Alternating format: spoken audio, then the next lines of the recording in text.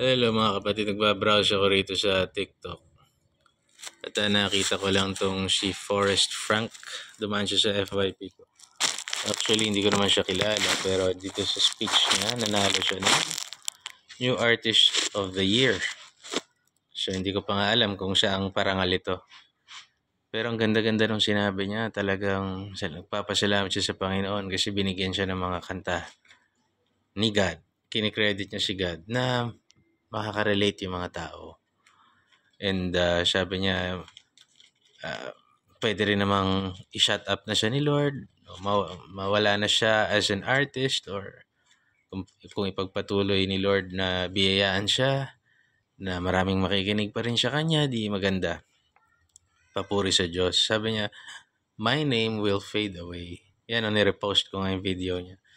My name will fade away, but one name will remain through eternity, and that's the name of the Lord Jesus Christ. No.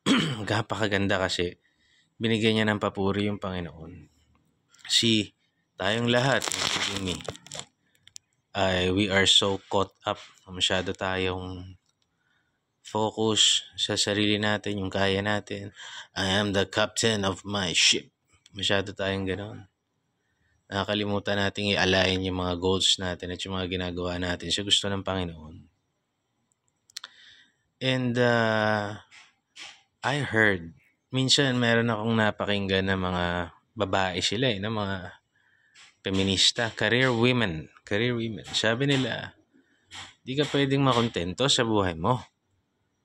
Hindi ka pwedeng makontento sa buhay mo. And dati, ang ganda ng pakiwari ko doon na okay, patuloy na magsikap, hindi dapat sapat na ito lang, ganito na lang tayo. Pero feeling ko nagagamit yung narrative na yun, yung kaisipan na yun, para hindi ka nga talaga makontento. Ang susi sa kaligayahan sa buhay na to ay makontento ka sa kung ano mang biyaya sa iyo ng Diyos at kung ano yung binigay niya sa iyong resulta ng pinagsikapan mo. Contentment doesn't mean na mananatili ka na lang sa kung ano mang kinalalagyan mo ngayon. Pag nakontento ka sa buhay, doesn't mean na mananatili ka na lang na mahirap at hindi ka na magsisikap. Hindi ka na maghahanap ng trabaho, hindi ka na maghahanap ng better opportunities, hindi mo na tuturuan yung sarili mo. Contentment doesn't mean na ganon. But contentment means na ano man yung meron ka sa araw na paggising mo at bago ka matulog ay maligaya ka at pinagpapasalamat mo ng taos-puso sa Diyos. If ang mindset natin ay masyado tayong gigil na driven, yan, nakaano kasi yan nakatago sa mga words na magaganda, motivational, pero in reality, I personally feel na may mga evil na sumasakay doon sa mga salitang yon. Like for example, masyado kang driven. Wala namang masama maging driven. Pero at the end of the day, if you lost that basketball game that day, for example, then you should be contented and thankful that you're not injured, na nakapaglaro ka, na meron ka opportunity. Then bukas you do your best again. Kung may pagkakataon ka pa bukas, it doesn't mean na doon ka na lang forever, pero hanggat may pagkakataon ka, you do your best. And you hope that it aligns with the will of God.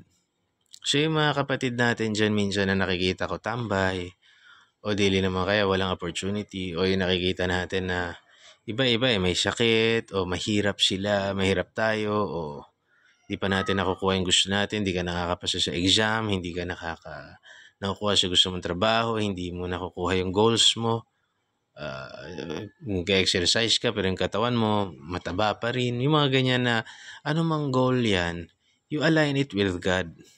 Be contented after you did yung hard work mo. As for example, ako, mataba ako pero nag-exercise ako kunwari today, I should be contented kasi yung ginagawa kong yun ay nag-i-improve ako. Ini-improve ko kung ano yung binigay ng Diyos.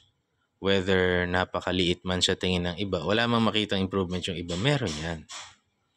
So, ganun dapat ang mindset natin. Being contented doesn't mean that you're not driven. Being contented means that every waking day of your life, you thank God, you're happy, and then you're going to do your best in alignment with the will of God. And then ano man yung mangyari, ginawa mo yung makakaya mo, magpapasalamat ka na lang sa Panginoon kung ano yung natamasya mo. Yun dapat, sa pananaw ko. Kaso yung pagiging driven and discontented, yung kailangan lagi kang may aangat ka. Minsan nagagamit siya ng parang sinisisi mo lang yung sarili mo sa mga bagay na hindi mo na iangat. Pero may will yung Diyos nalilimutan mo. You judge anyone na wala kang ginagawa sa sarili mo. Baka naman meron, di mo lang nakikita. Kaso baka naman huwag mong sirain yung contentment ng iba sa buhay na meron sila. Diba? Huwag mo silang i-judge na, kontento ka na lang, ganyan ka na lang. Maganda nga yan, kontento ka papasalamat ka sa Diyos. Doesn't mean di ka na magsisikap. Diba? Di naman kasi ganun dapat ang interpretation. God bless.